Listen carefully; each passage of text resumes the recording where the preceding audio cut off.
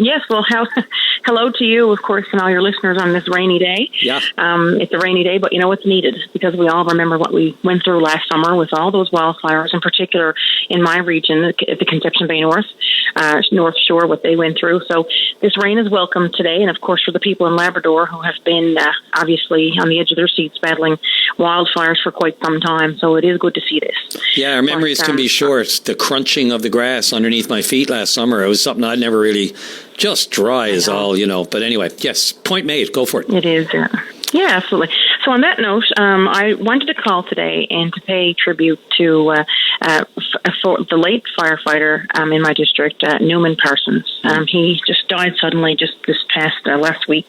And I wanted to call, of course, I attended his funeral yesterday, and it was a beautiful service, and it was a beautiful honor guard put forth by the Bay Roberts Fire Rescue, and lots of support and attendance from neighboring neighboring volunteer firefighters who were there to support. And I just want to thank the family. And of course, Newman Parsons, to know him was to love him. He contributed so much. His volunteer service spanned decades at the Bay Roberts Fire Rescue. And it was said that, even though he was one of the older generations of firefighters, he was very supportive to the new recruits coming on, the new volunteers, and very open to the new ideas, the new technology, of course, the new equipment and the enhancements that were made. So such a beautiful soul. So I certainly wanted to call and pay tribute to him and his family. And of course, my heartfelt condolences, and he certainly will be missed. So I just wanted to call and pay tribute today. And again, a big thank you to every volunteer firefighter, because Brian, as you know, across Newfoundland and Labrador, we sleep easier at night knowing that these men and women are on the front lines, ready to take the call 24/7, throughout the entire year. That they do so much. I always say they're the most bravest, courageous volunteers in the world, our first responders, our volunteer firefighters. So I certainly want to pay tribute to him, and he certainly will be missed. Yeah, I've certainly seen the tributes to Poppy Newman, as affectionately referred to in the obituary by his grandchildren, and many more, as it says. We do a really good job, Pam, of remembering the important people and the people who cared about them as much about others as they did themselves, more so, really, in more cases. And from what I've seen, and I know I did not know him personally, you can just, you know it. You know the type of person just by the outpouring, Absolutely, and he's extra special to me because he's actually he's a family relative of mine. He's my father's first cousin, But that said, again, like you'd see him, he was there. In particular, he drove the antique fire engine. You can remember, cast your memory back to those old fashioned vehicles, how they looked. And I mean, that was his baby, that was his pride.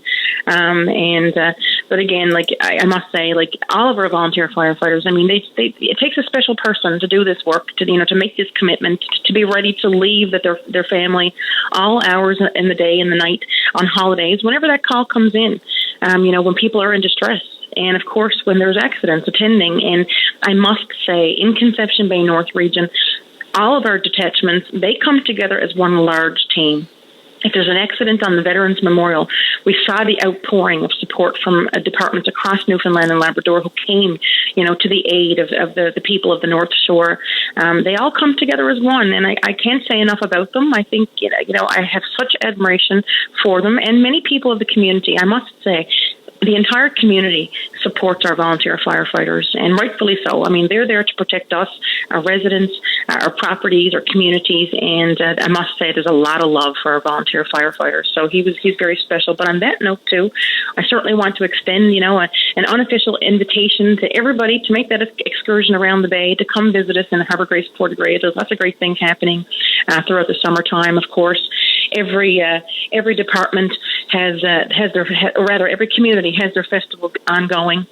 Like the Pilots to Pirates Festival in Harbour Grace. We got the historic Harbour Grace Regatta coming up as well.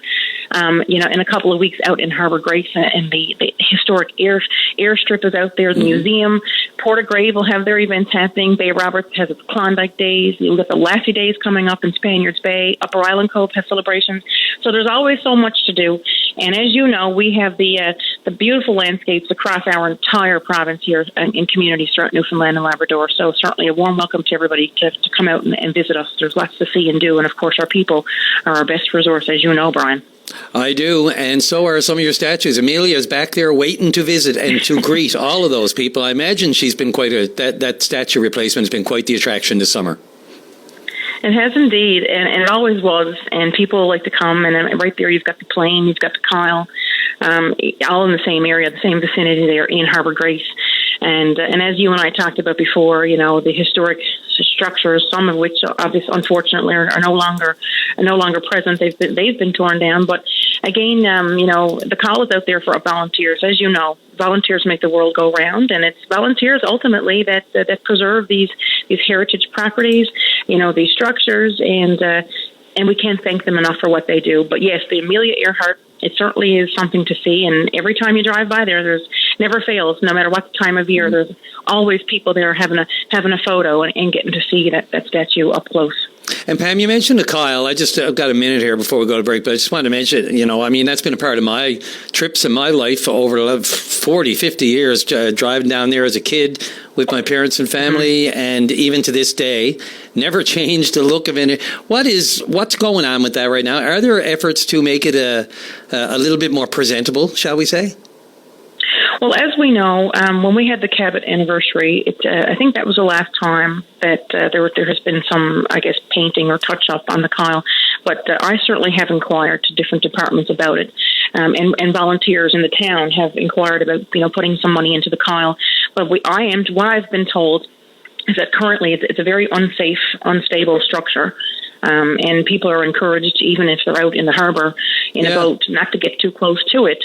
But that said, we do know that painting and touch up, and apparently at one time, someone, when it was safe years ago to do so, there was actually someone went in and put a fire in the furnace room, so it looked like there were, it did have smoke coming from the stacks just for the optics. Yeah. But from what I have found out and what I'm told by officials, that it is unsafe.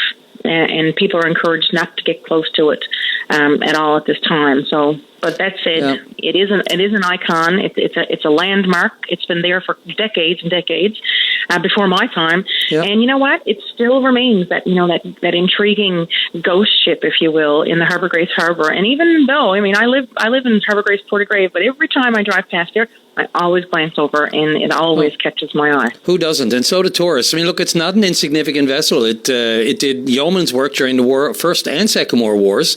It transported soldiers and goods, and it wasn't grounded till like the year I was born, 1967. So, converted sealing ship. So it's got a great history to it, but, the word I get is not necessarily iconic, but eyesoric. More of an eyesore still. So, people always ask me about it, and since I had you, I had to do the same. So I'll leave it with you. Maybe there can be an update on it. Maybe someone can, I don't know. Money's tight these days, I know, but it's too bad it's just there in that state still to this day. Personal opinion. It is indeed, and like I said, groups have come forward, and even private investors have offered, to get involved. But what has been told to me by the appropriate officials is that it is unsafe, to even go near. But that said, we'd love to see that preserved and to see it painted and upkept. But as you know, it's not that easy, and as you know, it is very costly. But that's what I have been told, because I've certainly have been an advocate, on behalf of my constituents who have been looking into this. But that's what I have been told by the appropriate officials, I guess, who make these decisions. So that's where it lies. But that said, who knows how long it will stand there? It'll be there. It's still there. And as you said, it does have a big history, transporting people, soldiers, supplies back and forth. And, it's even when you fly in to St. John's, a certain way, if you come in on that path, you can see that Kyle in Harbour Grace from the airplane as you're coming in to make your landing at St. John's International. So, it is special, and there's boats written about it. And let me tell you, Brian, I'll conclude on this note. I was actually at a conference in Goose Bay. It was a national conference, actually, when I was deputy chair of committees in the speaker's office. And we had a national conference where we had colleagues from across, the country who came there, and we held it in Goose Bay at the time. But for one of the special entertainment features of that particular conference, it was the smoke room on the Kyle that was recited. And so it just goes to show, it is famous, and it is, we got a lot of history to be proud of here throughout the entire province. Yep. And for particular for me, Harbour Grace Portagrave District. It deserves its due. It is famous enough, but deemed too expensive to tow or dismantle at this point. So in limbo, to say the least. Thanks, Pam. Really appreciate the call. Okay, you take good care. Have a safe summer. And again, I look forward to speaking to you again. And hopefully, Brian, we'll see you in Harbour Grace, Port of Grace. Oh, I love every trip down there. I love it. Okay, thanks a lot. I'll make it put it on the list. Thanks.